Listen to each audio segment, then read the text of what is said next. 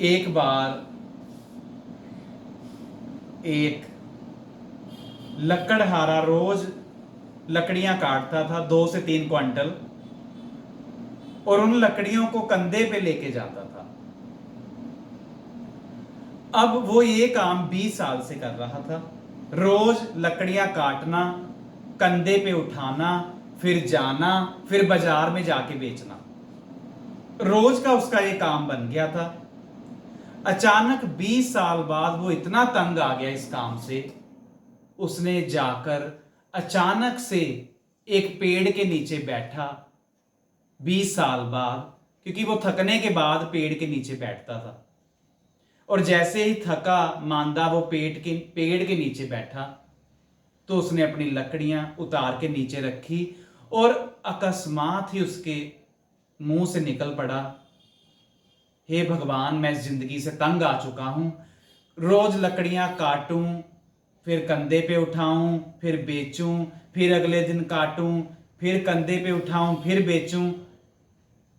मैं कहना जी रब करे मैनू मौत आ जाए, मैं कहता हूं मुझे मौत आ जाए। और उसका ऐसा कहना ही था।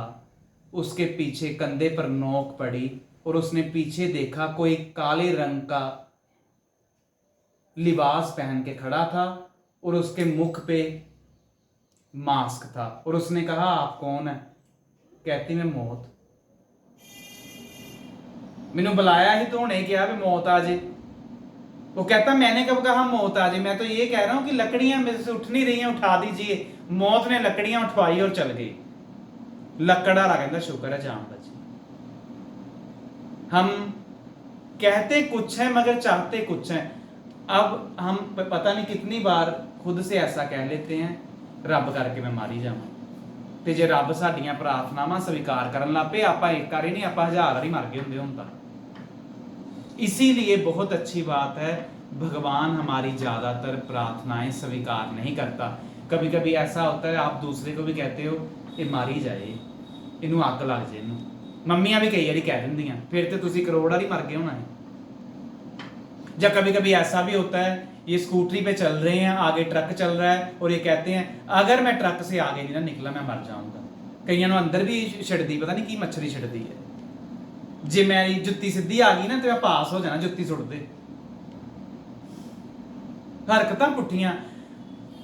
देखिए, अगर सभी की मांगे पूरी होने लग गई प्रार्थनाएं, तो ये दुनिया तबाह हो जाएगी।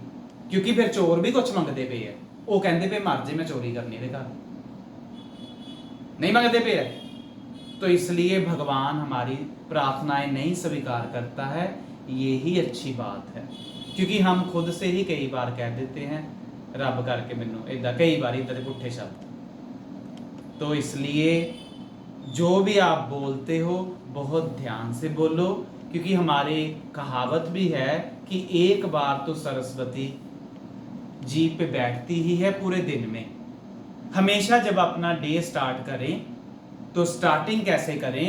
उठें और उठने के बाद कहें, मेरे शरीर में कैल्शियम, फास्फोरस, कॉपर, आयरन सारी भरपूर मात्रा है, मेरे अंदर भगवान की सभी शक्तियां हैं, मैं पूरा फौलादी हूँ, पूरी ताकत है मेरे अंदर, और मैं फिट हूँ, और जो मेरे साथ हैं घर में ये भी सारे फिट हैं, इनको कोई बीमारी नहीं है, सारा कुछ ठीक है। और आप देखेंगे आपका डे अच्छा स्टार्ट होगा और आप में वैसी फीलिंग आनी शुरू हो जाएगी। सो जो आप बोलते हो सबसे नजदीक आप ही वो सुनते हो, तो ध्यान से अपने शब्दों का चयन कीजिए। शब्द ही है इधर उधर के।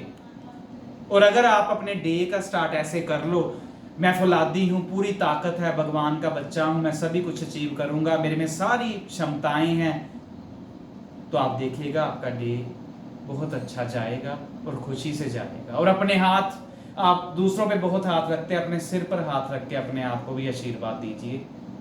This is the most powerful thing you can do. Thank you so much.